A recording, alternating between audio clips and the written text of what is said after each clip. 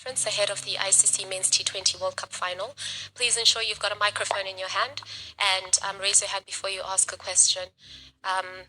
We'll get started down here. Hi Mitch, packed press conference room, a lot of buzz, means you're playing India. What's your thoughts? Yeah, first thing, I'm pretty excited. Yeah, I mean, we played obviously India a little bit before the tournament started, and it was a good series for us, obviously building up for the World Cup. So yeah, I guess there's no secrets to what is going to be out there tomorrow. But yeah, no, first thing, boys are buzzing, obviously World Cup final, and guys are excited and ready to go. Yeah, Mitch here. How both the teams reach the final, does it matter? Because after all, this is a last game and the day of the final, how you perform matters?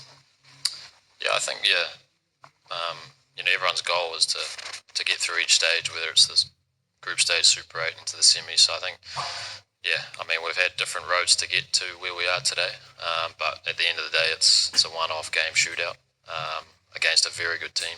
We know that, and boys are excited.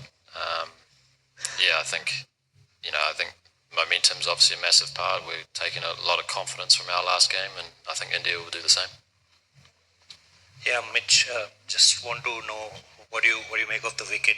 Because last time around the finale held here, there was a lot of chatter around that wicket. What's your understanding, and how much you are talking and in your conversations? Jasprit Bumrah is the part of your conversations. How much is that guy?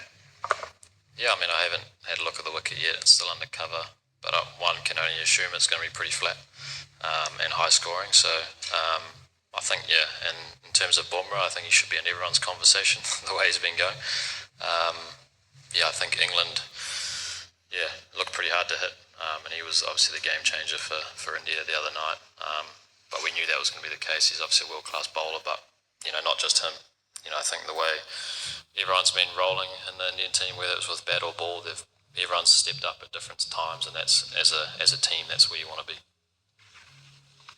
Yeah, Mitchell, when you look at New Zealand's 4-1 loss, unfortunately, that you had prior to the bilateral series, what are the takeaways that you've taken from that bilateral series? And does it apply even in an ICC final, or are the dynamics totally different when it comes to the planning, the execution bit? I think in terms of the planning and the execution, it was a great series. We were challenged at times, a lot of times throughout that series. But again, you kind of build on, what works, what doesn't work, and you kind of take that, information going forward. We obviously played on 5 pretty good surfaces throughout India. I guess, again, not sure what this is going to play like, but again, I assume it's going to be pretty good. It's all learnings, and I think guys will take, it's obviously good conversations from that series into this game already. And again, it's, we learned from that and try put India under, pressure for a long time. And I guess a World Cup final's a little bit different to, a series. Hi Mitch. A slightly longer and slightly philosophical question. So this will be New Zealand's 5th final appearance at an ICC white ball event in the last 11 years. On one hand, that is a testament to how impeccably consistent the team has been over the last decade, but then none of those previous 4 appearances culminated in a silverware. And when it doesn't, the narrative that we have fed is that New Zealand are a bunch of good guys who don't win trophies, but they win hearts.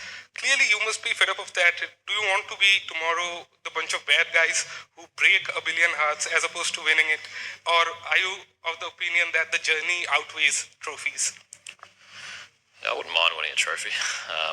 But I think that's, you look at this group and the groups that have been in the past, we are pretty consistent in these tournaments because we try not get, overruled by the situation or opponents. We just go out there and do our thing, and as a unit, it's been no different this time.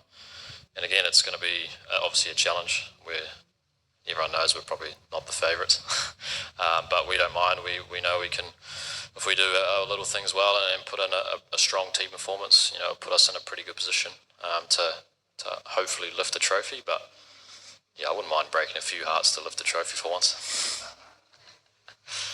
Mitch, you we talk so much about how important the power play is in T20s. You've got Finn and Tim on one side, you've got Matt in particular on the other side.